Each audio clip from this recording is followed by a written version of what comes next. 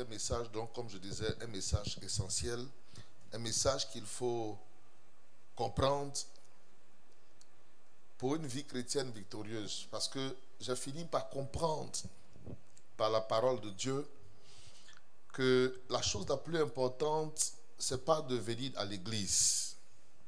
Parce qu'il y a plein de chrétiens dans la maison de Dieu, mais qui sont peureux. Ils sont remplis de peur. Les gens vivent dans les inquiétudes, dans les angoisses du lendemain, l'incertitude de la vie, parce que la vie est tellement difficile et compliquée. Et toutes ces choses, quelquefois, nous rendent malades. Il y a des gens qui souffrent de tension et de plein d'autres maladies à cause très souvent de la peur qui nous enlève quelquefois le sommeil. Ça nous enlève certaines fois l'appétit. Ça nous rend moroses, tristes.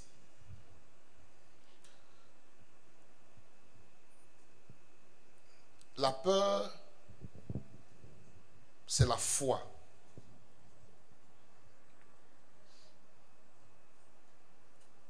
Parce que qu'est-ce que la foi? La foi est la ferme assurance des choses que j'espère. Donc quand on parle de la foi, c'est la ferme assurance de ce que j'espère. C'est la certitude que quelque chose va arriver. C'est ça la foi. Sur ce rapport, nous avons deux sortes de foi. Nous avons la foi dite positive. La foi en Dieu. Je crois en Dieu pour ma bénédiction. Je crois en Dieu pour ma promotion. Je crois que Dieu va me guérir. Je crois que ce que les médecins m'ont dit n'est pas possible et que c'est la parole de Dieu et la pensée de Dieu qui va se réaliser. Je crois aux promesses de Dieu qui vont se réaliser dans ma vie. Ça, c'est la foi positive. J'ai la certitude que même si aujourd'hui je souffre, demain sera meilleur. J'ai la certitude que même si je suis malade, demain sera meilleur. Ça, c'est la foi dans le bon sens. Mais la peur, bien aimé, c'est aussi la foi. Parce que la foi n'est pas que positive. Nous avons la foi négative. Quand je crois dans le bon sens, j'ai la foi en Dieu. Mais croire dans le mauvais sens, c'est ce que j'appelle la foi négative.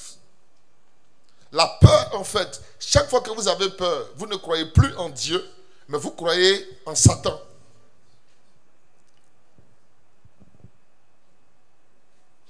Je vais à l'hôpital, le médecin me dit je vais mourir dans 2 jours.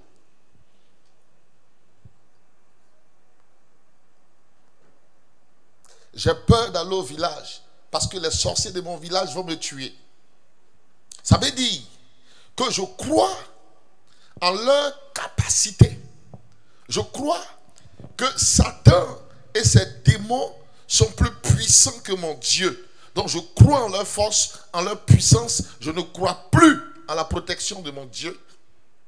Donc j'ai peur parce que ce qui est en eux est plus fort et plus grand que ce qui est en moi. Donc la peur, c'est la foi. Chaque fois que vous avez peur, vous avez la foi, mais vous avez la foi en Satan.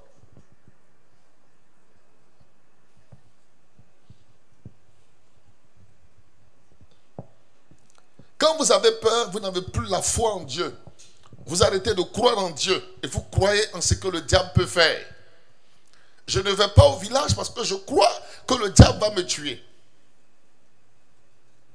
Je crois que les sorciers de mon village me verront et me tueront. Donc j'ai la foi, c'est la certitude, j'ai cette certitude dans mon âme que si je vais, un malheur va m'arriver.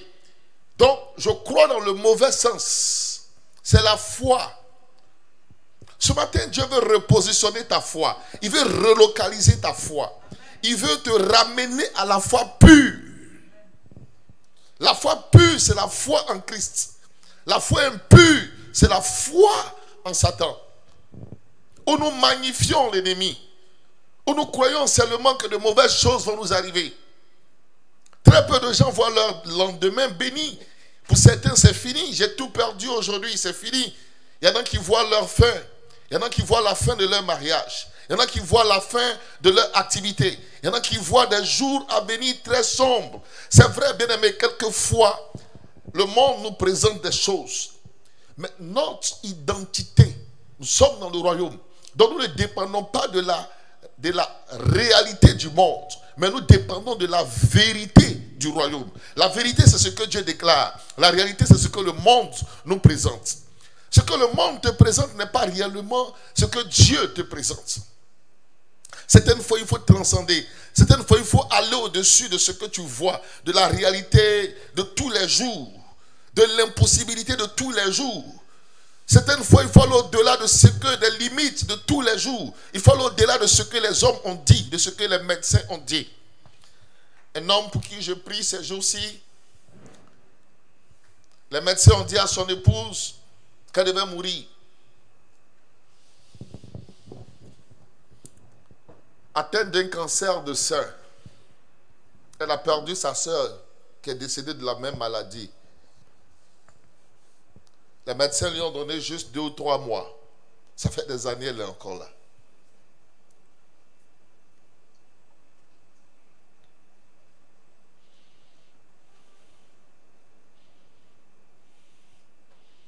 J'ai 50 ans, je ne crois plus que je sois capable d'enfanter. J'ai 40 ans, je ne crois plus que je sois capable d'enfanter. J'ai un certain âge, je ne crois plus que je puis encore me réaliser.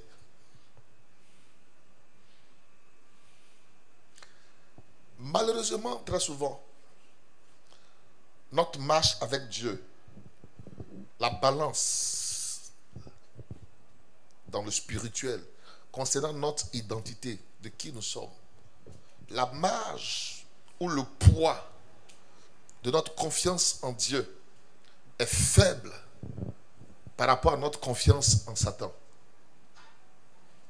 En fait, tu fais plus confiance à Satan qu'en ton Dieu.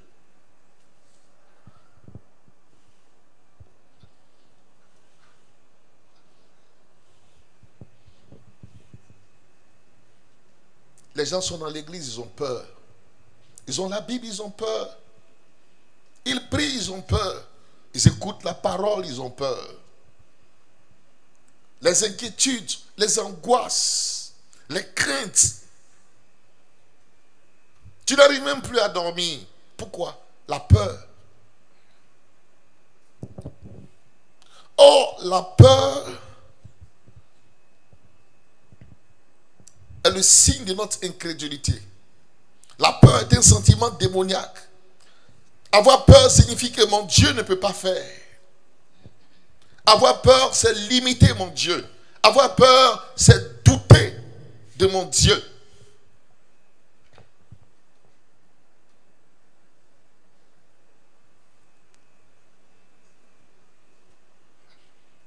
C'est un sentiment naturel, humain.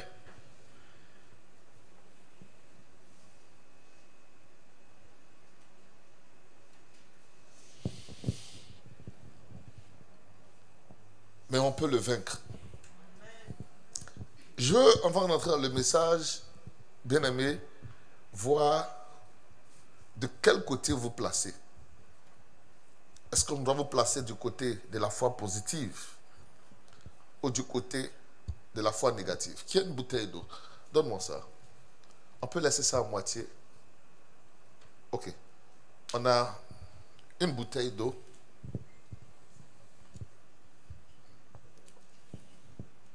Elle n'est pas remplie, n'est-ce pas? Qu'est-ce que tu vois ici? Mon collègue Diaz. Une bouteille d'eau comment? À moitié. À moitié quoi? Pleine.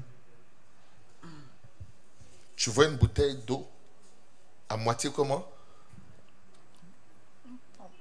Plein de vue. Réponds. À moitié? Rempli. Tu ne parles pas avec assurance. Qu'est-ce qu'on peut dire? Toi, tu vois quoi? Je rejoins Jazz à moitié rempli. La bouteille est à moitié comment? Qui est d'accord avec moi? Qui voit autre chose? Elle est à moitié vide. tu vois une bouteille à moitié vide. Et qui voit une bouteille à moitié vide? Bon, d'accord. C'est parce que, bon, pour qu'on fasse juste, donnez-moi quelque chose, je vais vider un peu. On va mettre à moitié pour aider. Voilà. Voilà. Mets-toi à moitié alors. Je vais vous expliquer juste quelque chose. Voilà. Ok, c'est bon. Enlève l'emballage qui est derrière. Regardez, je fais une illustration tout de suite. Attention à ne pas verser l'eau. Tu peux fermer.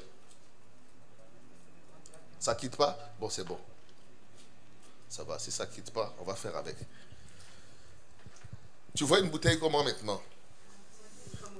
À moitié quoi? À moitié pleine. Toi, tu vois une bouteille à moitié vide. Qu'est-ce que tu vois, ma fille? Tu vois une bouteille à moitié pleine. Qu'est-ce que tu vois, ma fille? Tu vois une bouteille à moitié vide. Mais ce que vous dites, c'est vrai.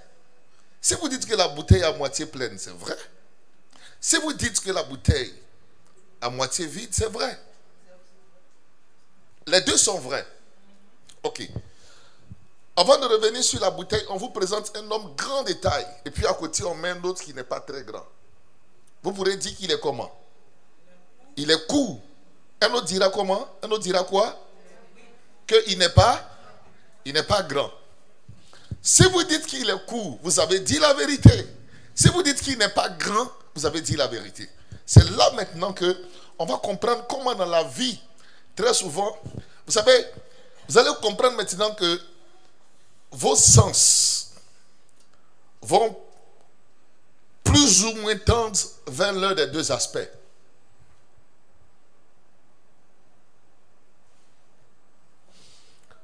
Nous avons une bouteille ici dans laquelle il y a de l'eau à moitié. Si vous dites que la bouteille est à moitié pleine, c'est que vous voyez quoi?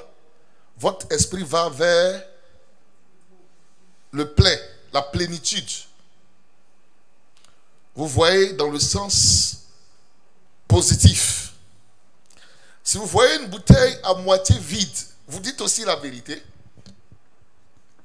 Mais vous voyez surtout le côté négatif. Si vous voyez un homme qui est court, vous dites qu'il est court, et l'autre dit qu'il n'est pas assez grand. Celui qui dit qu'il n'est pas assez grand dans son langage, il tend vers ce qui est positif, mais l'autre a plutôt tendance à aller vers ce qui est négatif. Les deux vous dites la même chose. Mais l'autre, l'un est attiré vers ce qui est positif, alors que le deuxième est attiré vers ce qui est négatif. Ça vous donne tout de suite une indication de où vous placez. Dans la vie, vous serez plutôt plus ou moins influencé à voir le côté négatif des choses qu'à voir le côté positif. La bouteille est à moitié pleine. L'autre dit elle est à moitié vide. C'est la même chose. Mais l'un voit l'aspect positif, l'autre voit un aspect négatif. Demande à ton voisin comment tu as vu la bouteille.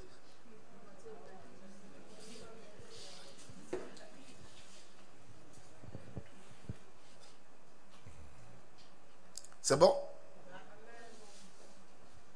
C'est la même chose.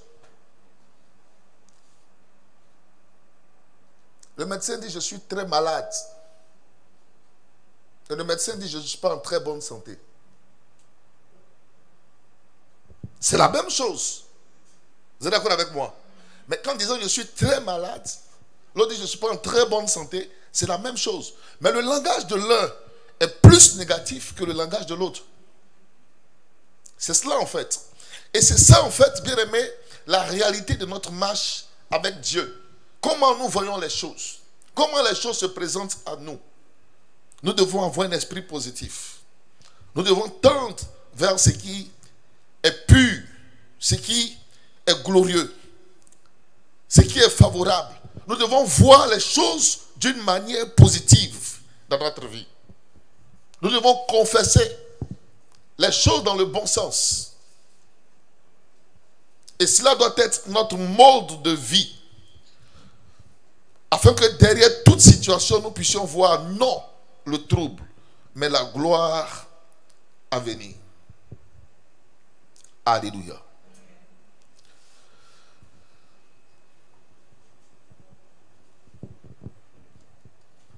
Comment naît la peur? La peur naît, comme je le disais tantôt, de plusieurs choses, mais j'ai retenu 3 éléments ce matin. Première chose, des paroles que nous entendons. Deuxième chose, de notre manière de voir les choses. Et puis troisième chose, de nos fréquentations. Je développe rapidement, légèrement, les paroles que vous entendez.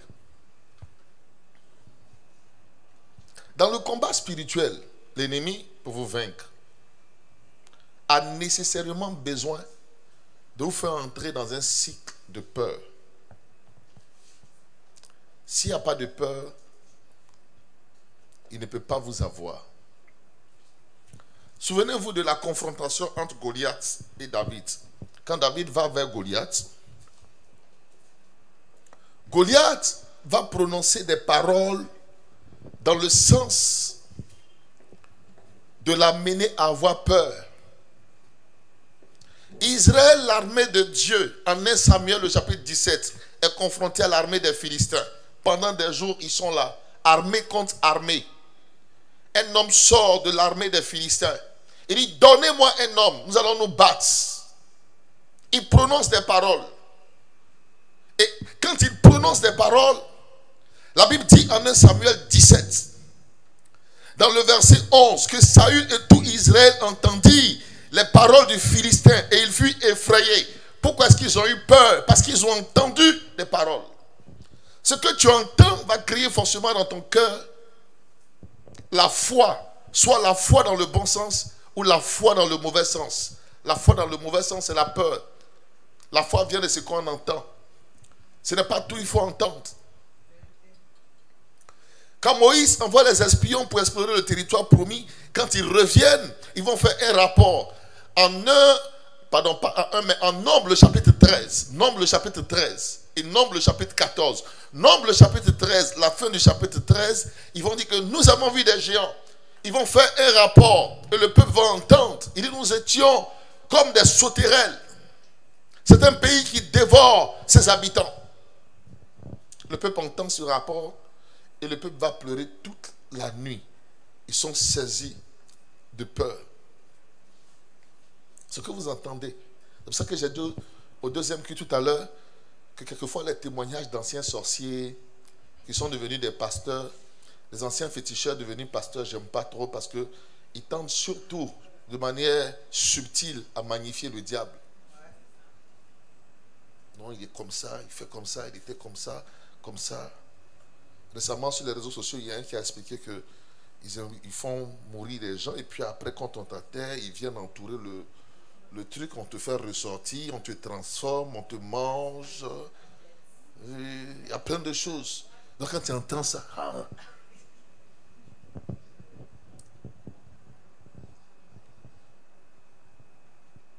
le médecin te dit, j'ai fait les analyses, mais quand je vois, il n'y a plus rien à faire pour toi. Mais c'est ce que toi tu as dit, médecin. La foi vient de ce que j'entends. La confiance vient de ce qu'on entend. La peur vient de ce qu'on entend. Parce que les deux sont la foi. L'une est dans le bon sens, elle est pure, mais l'autre est impure.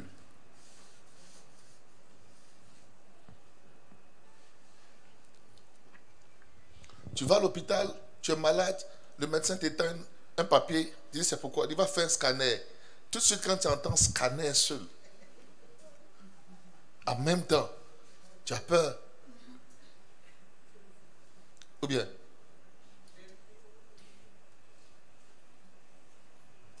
il y a des malades qui sont morts à cause simplement de la peur.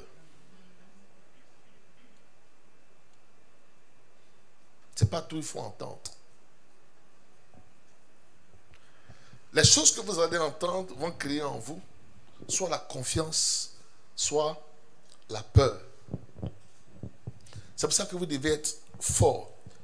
Et ça, quelques personnes utilisent ça pour escroquer. On t'appelle, allô, ça va?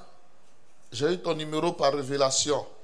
J'ai vu quand je dormais que dans 3 jours, tu vas mourir. Et comme tu veux vivre, quand tu entends, tu vas mourir. Dis, j'ai compris, merci. Je suis occupé, on se rappelle. Il faut raccrocher le téléphone. Non, tu dois faire une sémence prophétique pour sauver ton âme rapidement.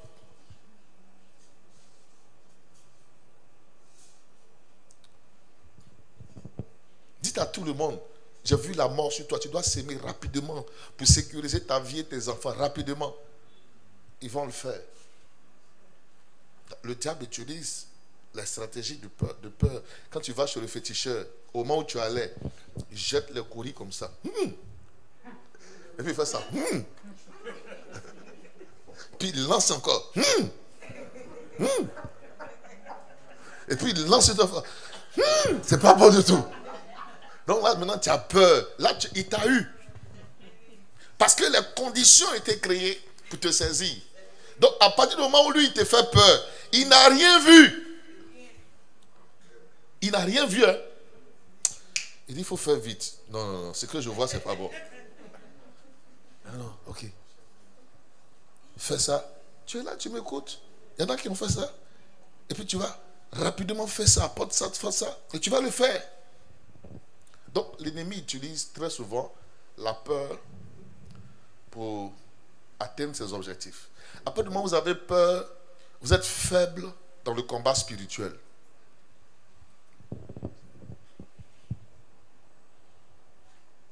Vous pouvez prier 10 heures du temps, mais si vous avez peur, c'est zéro.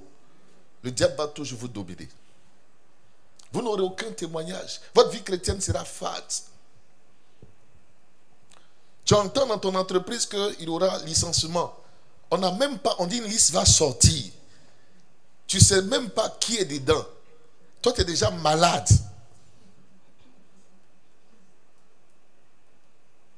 Ok, une liste va sortir, mais je ne suis pas concerné.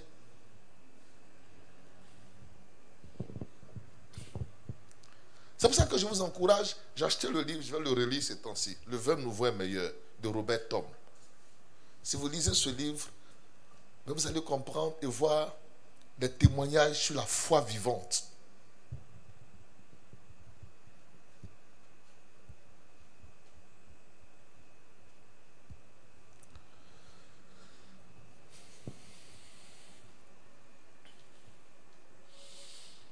Un jour, je suis allé, je ne me sentais pas très bien, je suis allé faire des analyses dans une clinique de la place. Mais en fait, très souvent, même quand je ne me sens pas bien, c'est que la fatigue qui dérègle légèrement le système, c'est tout. C'était même un dimanche. C'est entre les deux que je suis allé faire rapidement une consultation dans une clinique et puis je suis revenu. Je suis allé pour prendre le résultat. La jeune femme médecin me dit non, non, non, je ne peux pas vous laisser partir parce que ce que je vois là, c'est pas...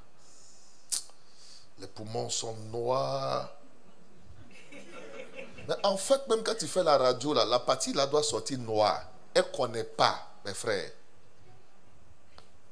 Non, non, non. Donc il faut que le spécialiste interprète. Est-ce que vous fumez? Je ne fume pas. C'est vrai. Est-ce que... Non, rien du tout. Où vous habitez là, est-ce qu'il n'y a pas beaucoup de fumée là-bas? Rien du tout. Ok. Le spécialiste vient, on lui donne, il regarde, il met, tout est normal. Tout est normal.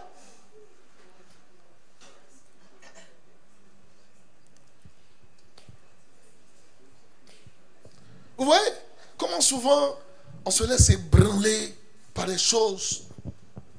Ce que tu entends, ce que tu entends, ce que tu entends est très important.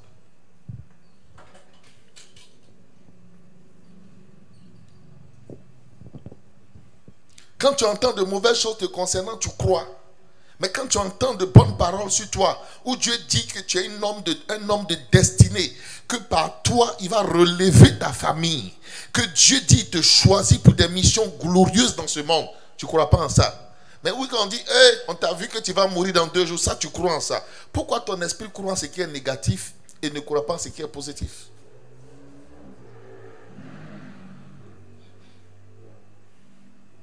Le gynécologue dit non, c'est plus possible de concevoir. Il n'a pas bien vu. Un jour, un aveugle. Quelqu'un qui ne voyait pas. Jésus fait la boue, il prie pour lui, il dit qu'est-ce qu'il voit? Il dit je vois des hommes qui marchent mais ils sont comme des arbres. Les hommes qui voyaient comme des arbres, ils n'avaient pas de problème. Mais c'est celui qui les voyait qui avait un problème. Toi tu n'as pas de problème. Mais c'est des gens qui te voient mal qui ont un problème avec leur vision. La parole de l'homme n'est pas celle qui détermine ta vie. Celui qui a le dernier mot, c'est celui qui t'a fait. Celui qui a le dernier mot, c'est celui qui te connaît. Celui qui a le dernier mot, c'est celui qui t'appelle à sa gloire. Son nom, c'est l'Emmanuel.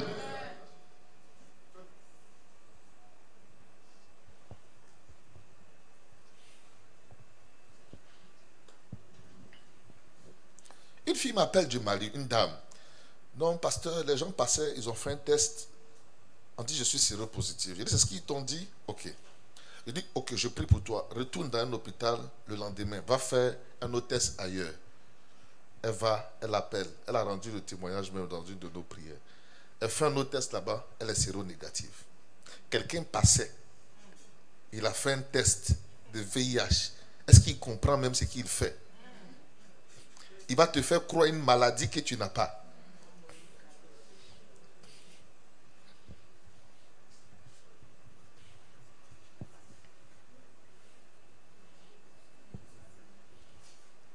Il y a souvent la contradiction de la parole des hommes. La parole qui est authentique, c'est celle que Dieu dit. Ce que Dieu dit, c'est ça qui est réel en fait.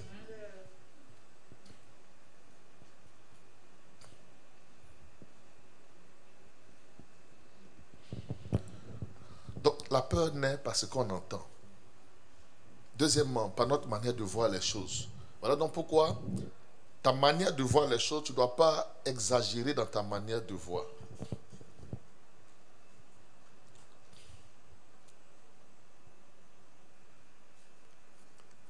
Il y a des gens, tout ce qu'ils voient, ils aggravent. Je vous explique. Ça, qu'est-ce que c'est? C'est un micro. Mais si on met une loupe devant ce micro, ça va ressembler à quoi?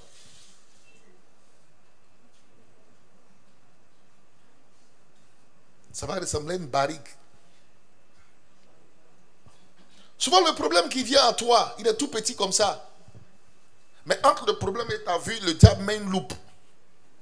Donc tu vois ça comme énorme. Mais c'est tout petit.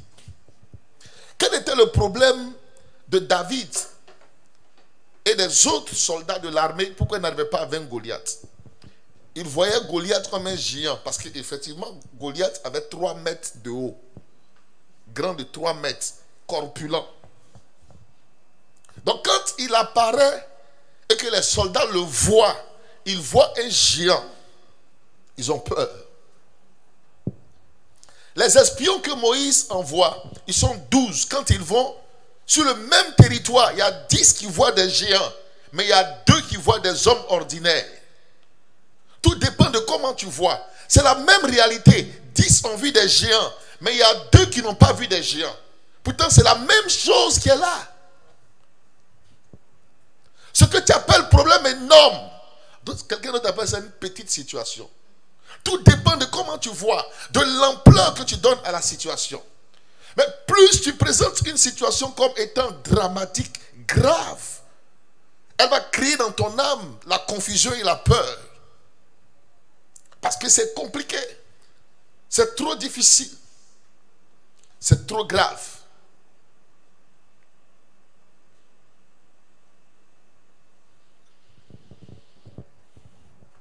Les soldats, ils voyaient Goliath comme un géant. David, il voyait Goliath comme un tout petit. Votre victoire vient quand vous minimisez l'adversité au devant de votre vie. C'est là que commence la victoire. Pourquoi? David regardait comme Dieu. Quand les soldats regardent Goliath, ils voient un géant. Mais quand Dieu regarde Goliath, il voit une fourmi. Vous devez avoir le regard de Dieu. Voilà donc pourquoi Dieu nous donne la face de l'aigle.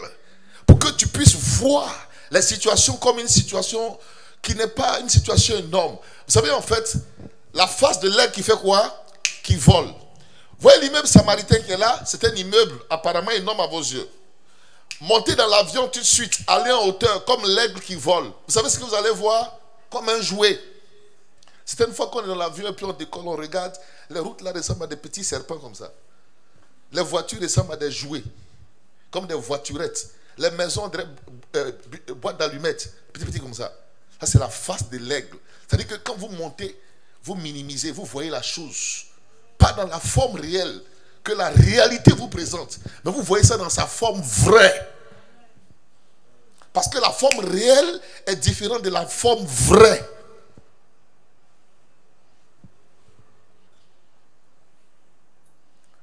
Alléluia. La manière de voir. Là pourquoi quand le diable va vous attaquer, certaines fois même, il va vous présenter des mauvaises visions quand vous dormez. Des choses bizarres.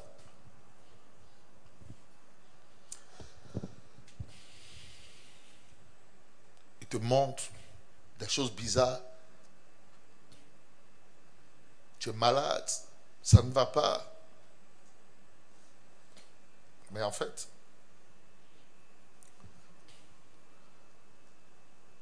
l'ennemi cherche à créer la peur.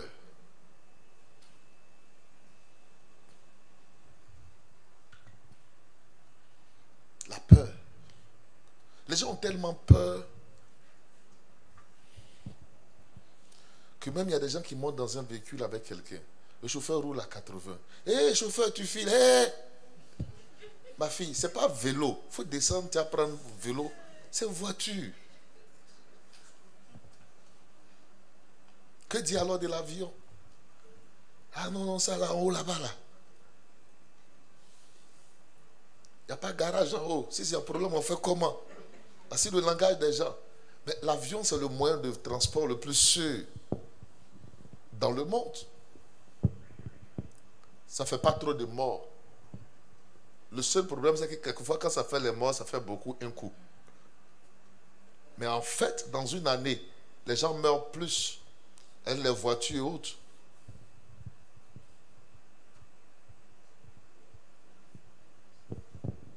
Quand vous comptez dans un pays, dans une semaine, on a vu ces jours-ci sur les réseaux sociaux, cette famille qui est morte là, ces voitures. Accident de voiture, les gens meurent. Si vous comptez le nombre de morts par semaine, accident de voiture, et puis vous voyez combien de gens meurent dans l'avion dans une année. C'est vrai qu'il y a 2 jours, il y a un avion qui a fait crash, mais c'est rare.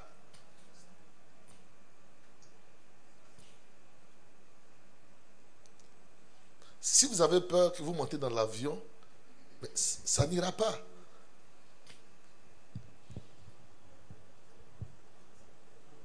Parce que quelquefois, quand tu es dans l'avion, tu as l'impression que ça va tomber. On appelle ça zone de turbulence.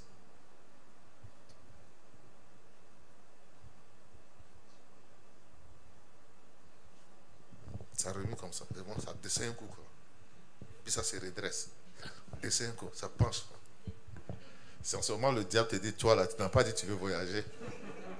Dis, oh, c'est normal, c'est comme ça l'avion, c'est comme ça les avions fonctionnent. C'est normal. Si ça ne fait pas ça, c'est que ce n'est pas avion. Si ça ne fait pas ça, c'est que ce n'est pas avion. Parce que quand tu es dans l'avion, tu arrives à des endroits. Normalement, quand tu es dans une voiture et que tu roules sur le goudron, c'est lisse, c'est tranquille. Mais si tu prends une voie non bitumée, tu vas sentir quoi? Des secousses. L'avion aussi, c'est comme ça. Il arrive des moments où vous entrez dans des zones, c'est comme si ce n'est pas bitumé. Comprenez l'expression. Donc, c'est comme une voiture qui roule sur une mauvaise voie. Donc, en ce moment-là, ça secoue comme ça. Mais ils ont étudié et puis ils ont fait ça comme ça. Donc, vous devez dominer votre peur, tuer votre peur.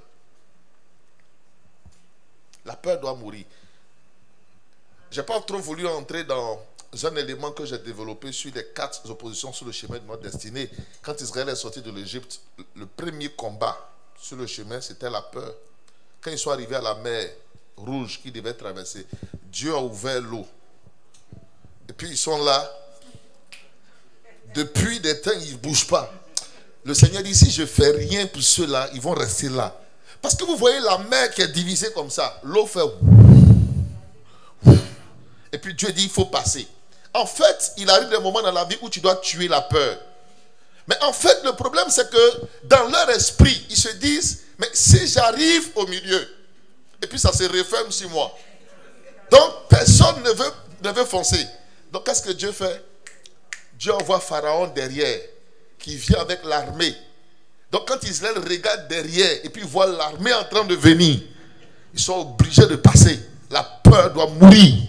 Voici donc pourquoi souvent Dieu envoie des situations pour faire mourir la peur. La peur doit mourir pour que tu triomphes, pour que tu ressortes glorieux, vivant, puissant, régénéré. Ce qui tue les autres ne te tuera pas. Ce qui fait échouer les autres ne te fera pas échouer. Tu es un homme de défi et de destinée. Tu es condamné à réussir. Il n'y a pas d'alternative. L'échec ne fait pas partie de ta destinée.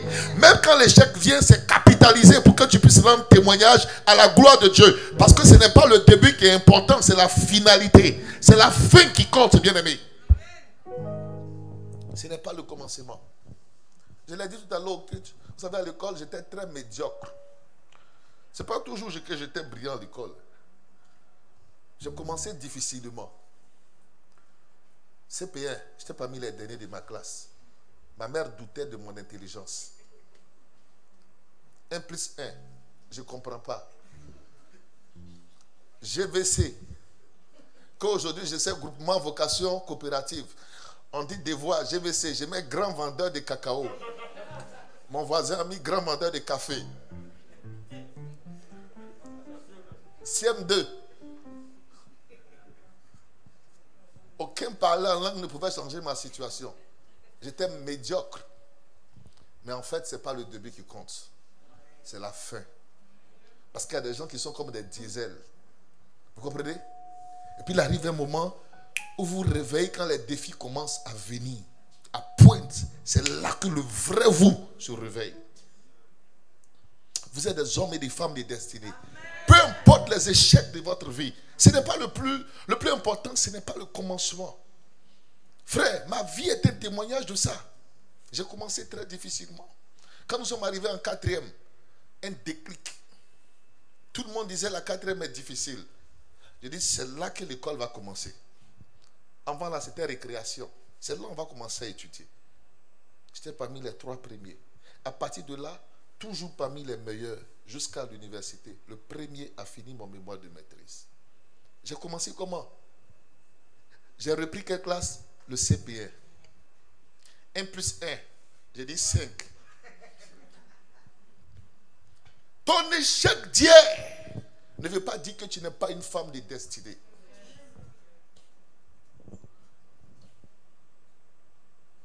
Tu as investi, ça n'a pas marché. Tu as connu des douleurs, des échecs, des déceptions dans les relations sentimentales. Au point qu'aujourd'hui, tu as peur même de tous les hommes. Tu as peur de toutes les femmes. L'échec d'hier, c'est une expérience. Quelquefois, pour aller loin avec Dieu, vous avez besoin d'une expérience. C'est l'expérience qui vous donne de savoir comment faire devant les situations. Donc Dieu vous donne de l'expérience. Les gens de l'armée n'avaient pas d'expérience contre Goliath. La différence avec David, c'est que David était un homme d'expérience. Il avait l'habitude de combattre l'ours et les lions.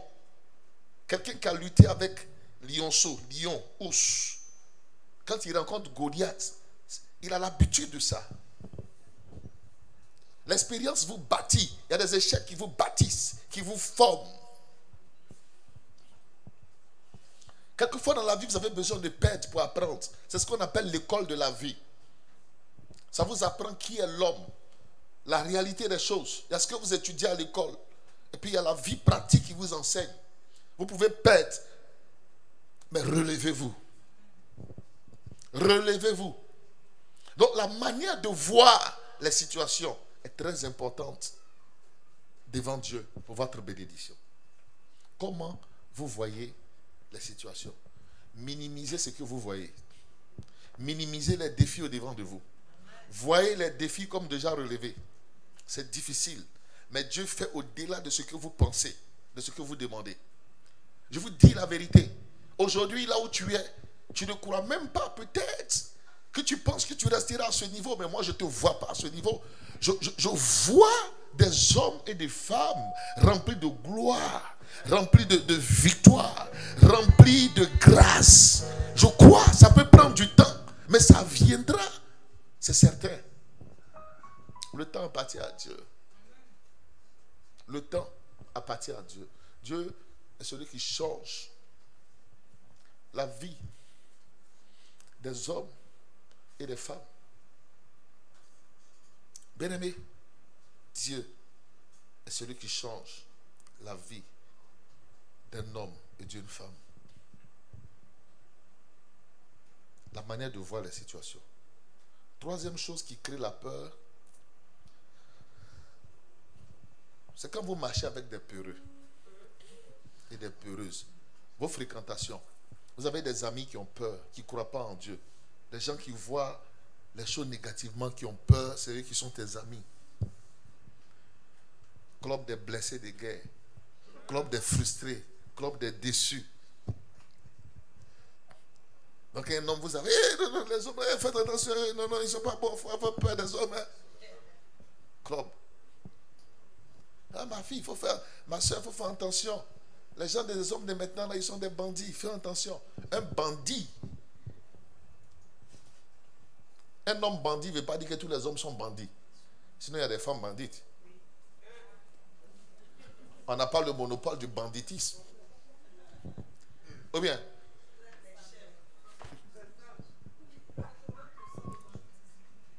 Donc, tu as été déçu par Kofi, mais Kona peut être bon.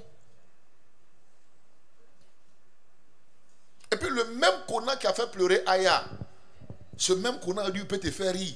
Tout dépend de comment Aya a pris Kona. Parce que le même lionceau, le même lion qui faisait peur, frère, quand le lion a été tué, dans le lion on a trouvé quoi? Le miel. Donc Aya n'a pas pu faire sortir le miel, mais toi tu peux faire sortir ce miel-là.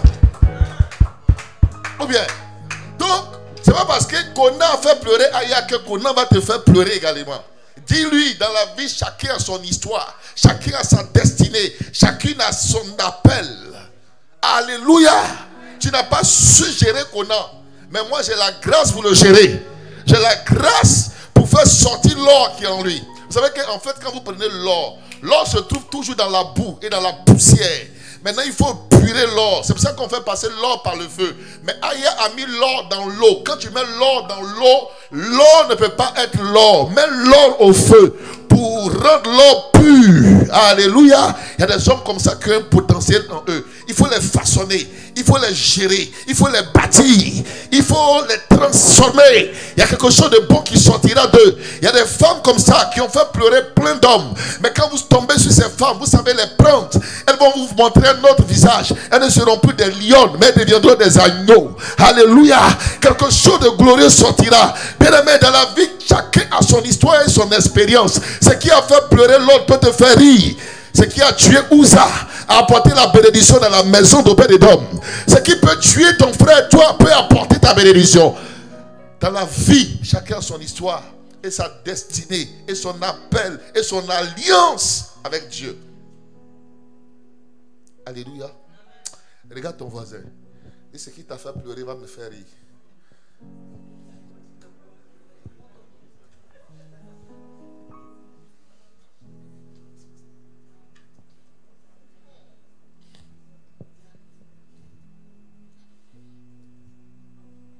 Il y a des hommes qui étaient des grands bandits. Mais ils ont eu une femme de valeur. Elle les a rebâtis. Elle a fait sortir le géant. Parce que certaines fois, il y a des connexions qui n'ont pas autre but que de faire ressortir le mauvais qui est en vous. Même si vous avez voulu être bon. Certaines attitudes vous obligent à être mauvais. Alors que fondamentalement, vous êtes bon. Mais quand vous rencontrez la personne qui sait s'associer à vous dans une relation de synergie pour faire ressortir le potentiel qui est en vous, on se demande, est-ce que c'est la même personne? Oui, c'est la même personne. La même femme samaritaine qui a brisé le cœur de 5 personnes, cette cette même femme samaritaine, après la rencontre avec Jésus, sa vie n'a plus jamais été la même. Il y a quelque chose de bon en toi et en l'autre. L'expérience de l'un n'est pas l'expérience de l'autre. Là où quelqu'un a échoué, tu n'échoueras pas là forcément.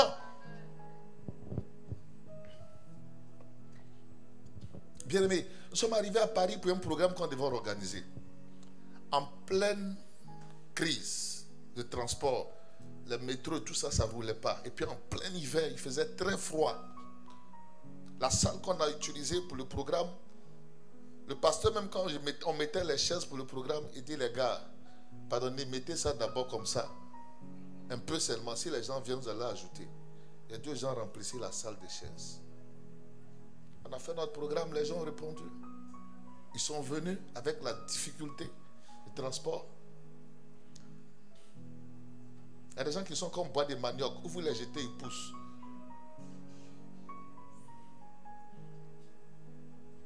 Mais il y en a qui ne sont pas bois de manioc. Ils sont quoi, cajou, ils ne poussent pas partout.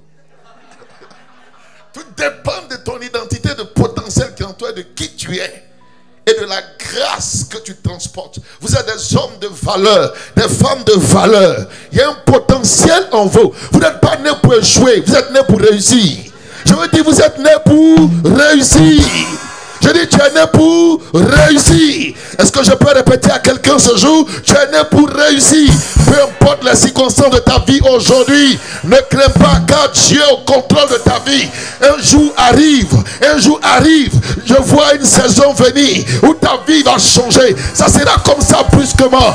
Brusquement, quelque chose va se passer dans ta vie. Ta vie va changer. Ta vie deviendra un témoignage à la gloire de Dieu. Là où tes soeurs n'ont pas pu émerger, Dieu fera pour toi. Même si dans ta famille, personne n'a jamais bâti de maison, cela commencera par toi. Même si dans ta famille, personne n'est jamais allé en dehors de ce pays, cela commencera par toi. Si dans ta famille, personne ne s'est jamais marié, cela commencera par toi. Dans ta famille, il n'y a pas eu de millionnaire, ça commencera par toi. Dans ta famille, il n'a jamais eu de milliardaire, ça commencera par toi.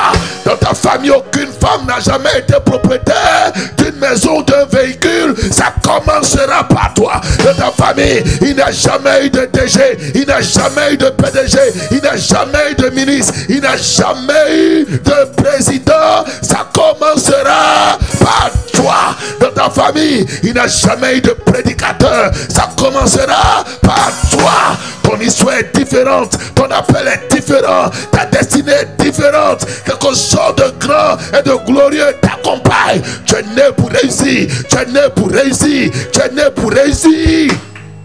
Et tu réussiras. Est-ce que je parle à la bonne église ce midi?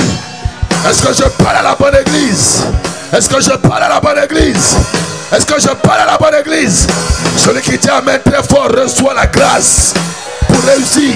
Je déclare au nom de Jésus que ce qui a tué les autres ne te tuera pas. Ton histoire est différente, ta destinée est différente, ton appel est différent. Je dis quelque chose de différent s'attache à toi. Va au-delà des limites de ta famille, va au-delà des limites de la nation, va au-delà des limites de ta région. Que Dieu t'honore et que tu sois l'exception familiale, car Christ en toi, l'espérance de la gloire. En toi il y a une grâce, en toi il y a un potentiel, en toi il y a quelque chose de grand et de glorieux. Je dis tu réussiras.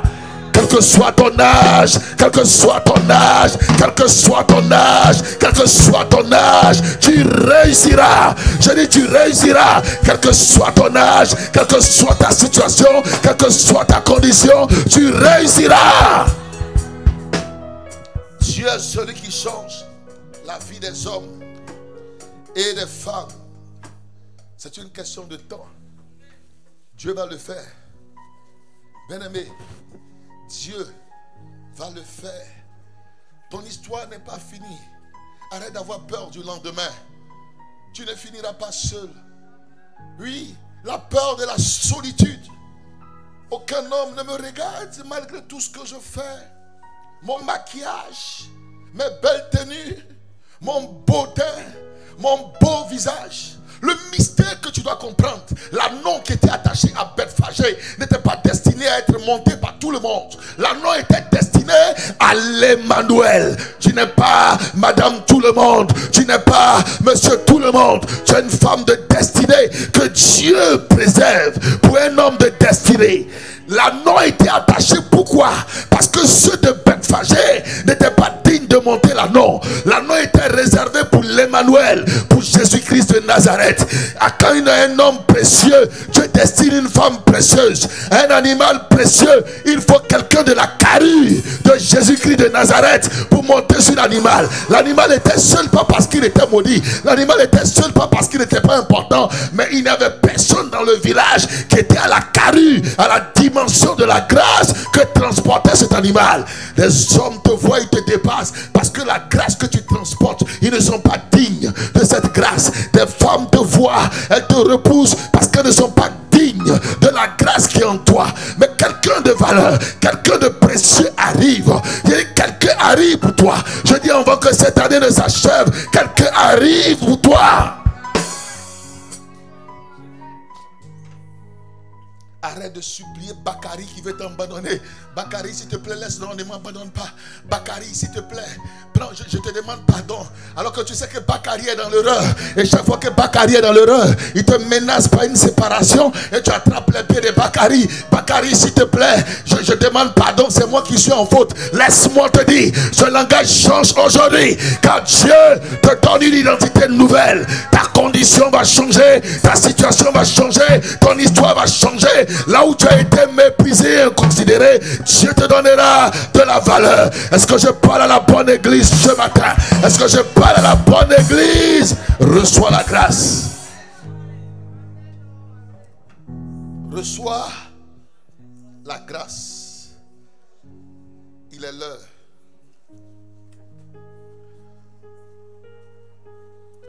C'est difficile de survoler le message. Il est l'heure. Ok, on va terminer. Je vais vous donner les points. Je ne pourrai pas développer à cause du temps. Les mauvaises fréquentations. Autre chose, les effets de la peur. Je donne juste les points. Je ne pourrai plus développer à cause du temps. Les effets de la peur. Première chose, la peur vous fait perdre du temps. Quand vous avez peur, vous perdez du temps par rapport à votre destinée. Pendant 40 jours, l'armée de Dieu, pendant 40 jours, l'armée de Dieu était là, sur le terrain de bataille. La même bataille que David a faite en 1 minute.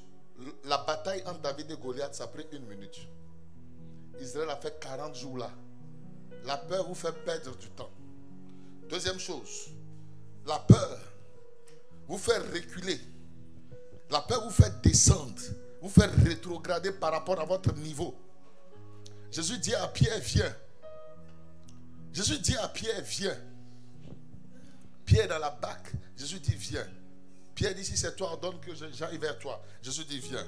Pierre commence à venir. Quand il a peur, il ne peut plus avancer. Il commence à s'enfoncer. La peur que vous enfoncez. La peur vous fait enfoncer. Vous enfoncez dans l'échec, dans les douleurs, dans l'amertume, dans la pauvreté, dans la désolation. La peur vous fait enfoncer dans l'échec. La peur vous fait reculer. Pourquoi? Parce que quand les espions ont dit que le pays est un pays qui dévore ses habitants, il y a des géants. Israël a pleuré toute la nuit. Et qu'est-ce qu'ils ont dit? Nommons un chef. Nombre chapitre 14. Nommons un chef et retournons en Égypte, de là où nous sommes venus. Donc la peur vous ramène dans la case départ. La peur vous fait rétrograder. Vous retournez en arrière. Quand vous avez peur, c'est comme une voiture. Il n'y a pas de première sur le levier. Il n'y a pas de deuxième. Il n'y a pas de troisième. Il n'y a pas de quatrième. Il n'y a pas de cinquième et de sixième. La seule touche possible, c'est la marche arrière. Tout ce que vous pouvez faire quand vous avez peur, vous appuyez sur l'accélérateur, mais vous partez derrière. La peur fait reculer. Quand vous avez peur, vous ne pouvez plus avancer. Vous ne pouvez plus monter. La peur vous fait descendre. Vous ne montez plus. Oh, vous devez monter, bien-aimé. Que fait la peur? La peur fait quoi? La peur attire à vous ce que vous redoutez. Job 3, verset 25 à 26. Ce que je crains, c'est ce qui m'arrive. Ce que tu crains, c'est ce qui va t'arriver. Que fait la peur? La peur stoppe ta progression. Jésus dit à Pierre, viens.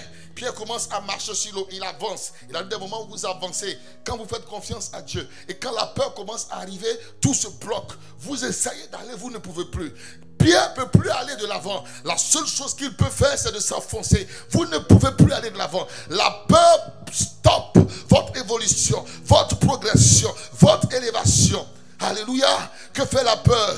La peur vous rend désagréable à Dieu. Or, sans la foi, il est impossible d'être agréable à Dieu.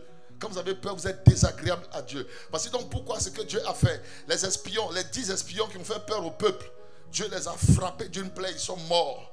Nombre chapitre 14, verset 36 à 37. Dieu les a frappés d'une plaie, ils sont morts. À cause de la peur, ils ont été frappés par Dieu. Ça veut dire que la peur attire des choses bizarres à vous. Quelquefois, quand vous avez peur, Dieu vous juge. Quand vous avez peur, certaines choses viennent de Dieu parce que vous n'avez pas confiance en Dieu. Ceux-là, ils n'avaient pas confiance au Seigneur. Dieu a envoyé une plaie pour les tuer. La peur attire la colère de Dieu à vous, vers vous. Je suis volé, mais j'espère que vous avez compris. Comment vaincre? C'est le dernier point, c'est le dernier volet. Je vous donne aussi les points et nous terminons. Comment vaincre la peur? Première chose, pas une vie de prière constante. Les apôtres, Pierre et Jean ont été mis à part, jetés dans la prison et jugés. On les a libérés après. Ils étaient plus ou moins craintifs. Mais quand ils ont vu les autres, ils ont prié. Le lieu où ils étaient a tremblé. Ils ont été remplis d'assurance. C'est ce que la Bible dit en Actes des Apôtres, chapitre 4. Qu'est-ce que l'assurance? C'est la confiance. La peur est partie. Donc une vie constante de prière. Je ne dis pas quand tu pries devant les situations. Mais tu as une vie permanente, constante de prière. Une vie de prière constante. Deuxième chose, comment vaincre la peur? Par la méditation de la parole de Dieu. La méditation de la parole de Dieu vous apprend à connaître Dieu. À le connaître, à savoir qui il est, ce qu'il peut faire, son autorité, sa gloire, sa puissance, ses promesses. Vous apprenez à le connaître comme l'enfant qui connaît son père ou sa mère. Regardez le petit enfant. Un petit enfant comme le fils de notre soeur. Qu'est-ce qu'elle va lui dire qu'elle ne peut pas faire? Il va croire. Il ne croira pas. Si elle va avec lui au Cap Sud, s'il voit un vélo là qui fait 500 000, il ne regarde pas dans le portefeuille de maman pour savoir si elle en a ou pas. Maman, je veux ce vélo. Tu vas avec lui quelque part. Quelquefois, tu n'as même pas 100 francs en poche. L'enfant va te choisir la chose qui coûte 500 000. Tu ne peux pas lui dire que tu n'as pas. Parce que lui, depuis qu'il est né là, c'est toi, il te voit. Maman, quand il est né, quand il a dit une guerre, tu lui as donné le sein à téter. Il te voit le laver tous les jours, tu prends soin de lui, tu l'habilles. Donc au fur et à mesure, avec le contact, il y a une confiance, une assurance. Il voit son père comme l'homme le plus fort. Et quelquefois, quand il se promène avec son père dans le quartier, il peut même se permettre de toiser ou bien d'insulter des autres enfants, les regarder bizarrement, parce que papa est là. Quand papa est là, l'enfant ne craint pas. Voilà pourquoi Jésus dit, soyez comme des petits enfants. Car le royaume des cieux appartient à ceux qui leur ressemblent. L'enfant ne doute pas de la capacité de son père. Il ne sait même pas si tu es endetté ou pas, il s'en fout de ça. C'est que l'enfant sait, il sait que tu peux, maman. Comment tu vas faire, ça c'est pas son problème. Tout ce qu'il sait, c'est que tu peux. Pourquoi? Parce qu'il a pris le temps de te connaître. Quand il dort la nuit, il te voit chanter. Mon petit bébé dort bien. Il te voit le matin, tu le réveilles, bébé, il a à manger. Il a appris à te connaître, il a eu confiance avec le temps. Qu'est-ce que tu lui diras aujourd'hui que tu ne peux pas faire? Parce que depuis sa naissance, il t'a vu faire. Il a appris à te connaître. Or, la méditation de la parole de Dieu vous donne de connaître Dieu. Vous apprenez à le connaître à travers la méditation de la parole. Lisez la Bible, méditez la parole de Dieu, s'il vous plaît, bien-aimés. Méditez la parole pour avoir l'assurance, pour que la peur meure en vous. Alléluia. Comment tuer la peur? Comment vaincre la peur? Troisième chose, choisissez vos amis et vos fréquentations. Laissez les peureux. Des gens qui, sans objectif, sans vision, craintifs, qui ont peur de tout, qui voient le mal, le malheur en tout. Des gens qui ne savent pas capitaliser, voir le côté positif des choses. Des gens qui voient tout négativement. Quand tu as un projet, non, c'est trop grand. Quelquefois même il y a des pasteurs peureux. C'est-à-dire que le pasteur, depuis il est dans le ministère, il ne croit même pas que Dieu puisse exaucer la prière pour te donner 1 million. Parce que lui, toutes ces prières qu'il a eu à faire, il n'a jamais eu 50 000 d'exaucement dans sa vie. Donc quand il vient dire, pasteur, voici mon projet de 30 millions, de 50 millions. Il dit, ma fille, j'ai prié pour toi. Mais pendant qu'il prie dans son cœur, il ne croit pas. Il ne croit pas parce que pour lui, Dieu ne peut pas le faire. Tu vas avoir 30 millions, oui, mais Dieu peut faire ça. Quand tu lui parles d'un projet de 50 millions, de 100 millions, de 500 millions, d'1 milliard, c'est un autre monde. Il dit non, ma fille, tu sais, il faut demander des petites choses. Tu sais, il faut être sage avec Dieu, tu comprends? Il faut savoir demander, il faut être sage parce que certaines fois dans la vie, il faut être sage. Il ne croit pas. Il n'a pas de témoignage avec Dieu. Il n'a pas d'expérience. Il n'a rien à dire. Il n'a pas d'expérience. Choisissez des gens qui croient en Dieu. Pas des peureux. Séparez-vous des peureux. Des peureuses, des pleureuses, des gens, il y a des soeurs même, dès qu'il y a un petit problème, oui, tu as vu ce qu'on dit, séparez-vous de ces gens-là. C'est des gens qui tuent votre foi, qui créent l'atmosphère de la défaite. Or, il y a l'atmosphère du miracle. L'atmosphère du miracle, c'est pas ça. On ne t'a même pas encore annoncé quelque chose. Tu pleures déjà. Et quand on annoncera, tu feras quoi? Les pleurs seront déjà finis parce que tu as pleuré avant l'heure. Ne pleure pas pour si peu.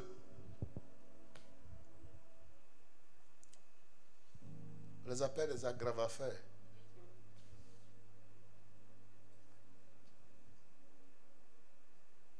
En Côte d'Ivoire, on dit je suis assis par terre. C'est ce que mes filles m'ont montré l'autre jour. On dit je suis assis par terre. On aggrave ça. Non. Séparez-vous des peureurs. Le patron te dit c'est bon, le travail, on veut plus de toi.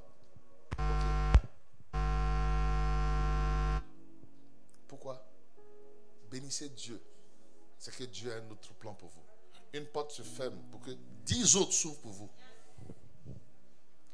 Tu viens me dire, pasteur, non, moi je ne veux plus être MCR. Il n'y a pas de problème. Ton temps est fini.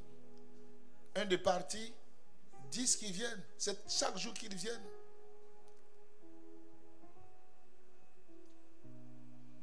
Le temps où on pouvait se lamenter sur certaines choses, c'est révolu, bien aimé. Je vous dis la vérité, c'est révolu. Pourquoi se faire la peine inutile certaines fois? Non. Nous refusons cela.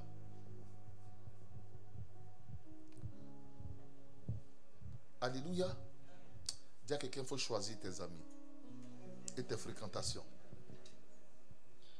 Quatrième chose, comment vaincre la peur? C'est 6 points. 4, se rappeler des délivrances passées. Dans les moments troubles, rappelle-toi de ce que Dieu a eu à faire pour toi. Pourquoi David a pu vaincre Goliath? Tout le monde disait à David qu'il était un enfant. Qu'est-ce qu'il a dit au roi Saül? David dit au roi Saül, ton serviteur faisait paître, 1 Samuel 17, verset 34 et suivant. Ton serviteur faisait paître les brebis de son père. Et quand un lion ou un ours venait en enlever une du troupeau, je courais après lui, je le frappais, je l'arrachais et j'arrachais la brebis de sa gueule. S'il se dressait contre moi, je le saisissais par la gorge, je le frappais et je le tuais. C'est ainsi que ton serviteur a terrassé le lion et l'ours. Et il en sera de même du Philistin. Devant l'adversité, David a ramené son esprit sur les victoires passées. Il a vu comment il a eu à vaincre l'ours et le lion. Donc si j'ai déjà eu des victoires face à l'ours, et si j'ai pu vaincre le lion, c'est que je peux vaincre Goliath. Le même Dieu qui m'a exaucé hier, quand j'avais ce défi, ce même Dieu qui m'a délivré hier, ce même Dieu le fera aujourd'hui. Le Dieu des cieux nous donnera également aujourd'hui le succès. Le même Dieu qui l'a fait hier. C'est pour ça que, frère, je fais confiance à Dieu follement. J'étais tout petit, je vous ai déjà expliqué. L'avion tombait comme ça. Ça s'est arrêté. Je suis tombé dans un trou. C'était le diable voulait me donner la mort ce jour. Dieu m'a délivré. J'ai été souvent gravement malade. Dieu m'a délivré. Nous avons fait plusieurs accidents. Dieu m'a délivré. Donc, devant l'adversité, je regarde à ce que Dieu a fait et je dis, quand Dieu n'a pas décidé de ton jour, rien ne peut t'enlever. Des gens, coûtent maladie, meurent. Mais toi, tu auras longue maladie, longue maladie. Mais tu vivras. Ceux qui s'élèveront contre toi, ils tomberont. Pourquoi? Parce que hier, certains se sont levés contre toi et ils sont tombés. Tout homme qui te fera du mal paiera de cela. Il paiera le prix. Pourquoi? Parce que hier, quelqu'un l'a fait, il a eu des conséquences. Parce que donc, pourquoi, bien-aimé, je ne me lamente pas, mais je fais confiance en mon Dieu. Si tu viens en affaire avec moi, tu veux me doubler, c'est entre Dieu et toi. Un homme est venu, il a cogné le véhicule là, à Trècheville une fois, à mon petit frère en service. Il dit, non, pasteur, je viens demain chez toi. On va régler ça à l'amiable. Il n'est jamais venu. 3 mois après, il est venu me chercher à 7h du matin, dans tout le quartier. Il ne m'a pas dit ce qui est arrivé, mais il sait ce qui est arrivé. Lui, il sait ce qui est arrivé.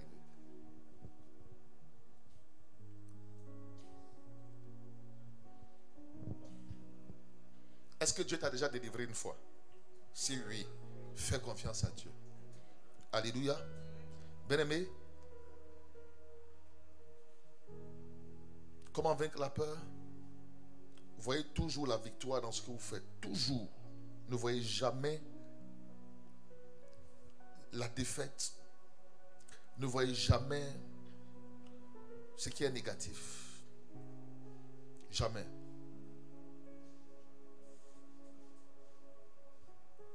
David dit à Goliath, je t'abattrai, je couperai ta tête aujourd'hui, alors qu'il n'a même pas d'épée en main. Mais il voit déjà la victoire sur Goliath. Vous voulez faire une chose, vous voyez déjà que ça va mal se passer, ça ne marchera pas. Vous voyez que ça se passera bien. Et enfin, la dernière chose, comment vaincre la peur?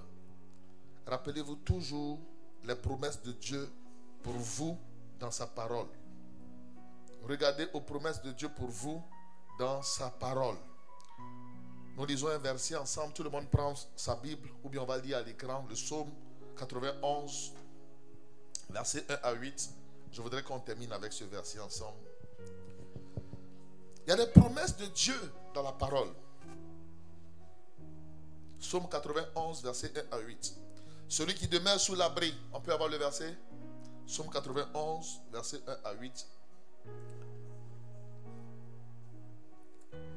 Celui qui demeure sous l'abri du Très-Haut repose à l'ombre du Tout-Puissant.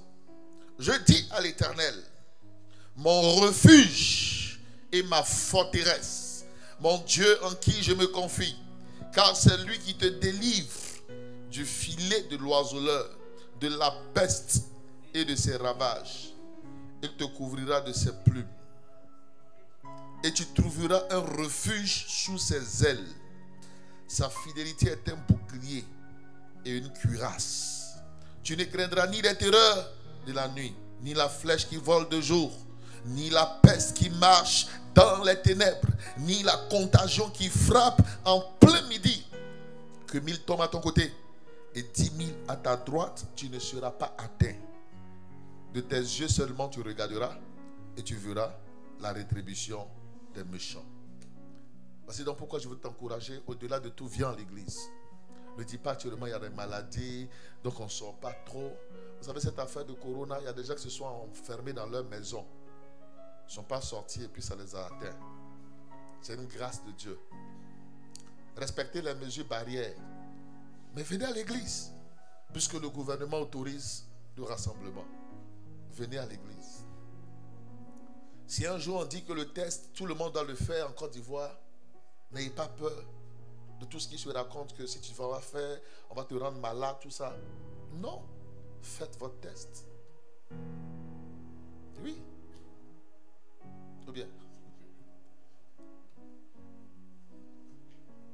Faites votre test. Ma fille, moi j'ai fait mon test. On dit non, si tu t'en vas faire, on va mettre maladie dans tes narines. Pourquoi? Pourquoi? Pourquoi? Il y a trop de choses qui se disent. Faites attention. Vous avez compris? Faites confiance au Seigneur. Si demain on dit c'est obligatoire, il faut faire. N'aie pas peur. On va se tenir debout.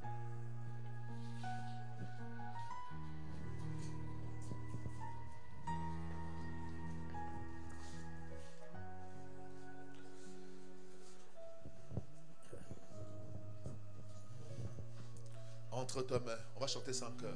Entre tes mains, j'abandonne tout ce que j'appelle le mien. On ne m'aime pas personne.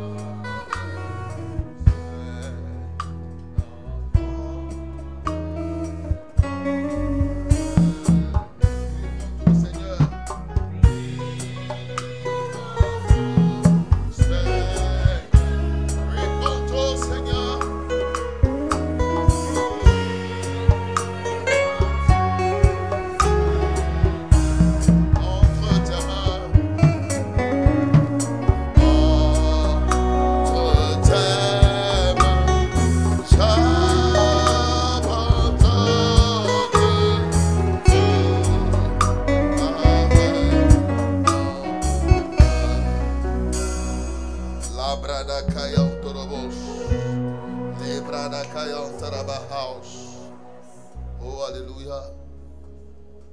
Il faut vaincre la peur. Alléluia. Pose la main sur le cœur. Dis-moi, Seigneur,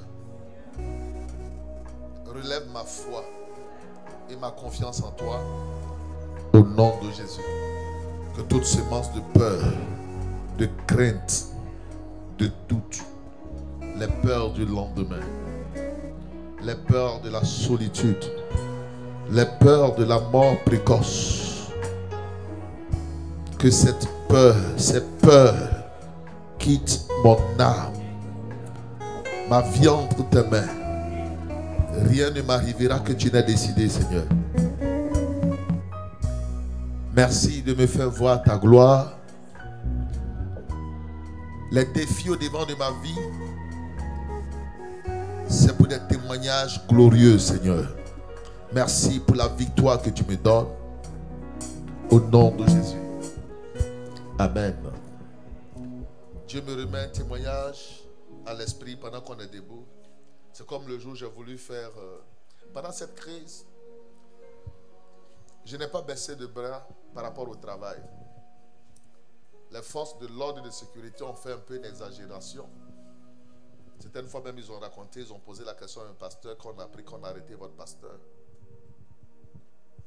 Même s'ils m'arrêtent aujourd'hui, demain, même avant le soir, ils vont me libérer. Parce qu'ils ne pourront pas me garder.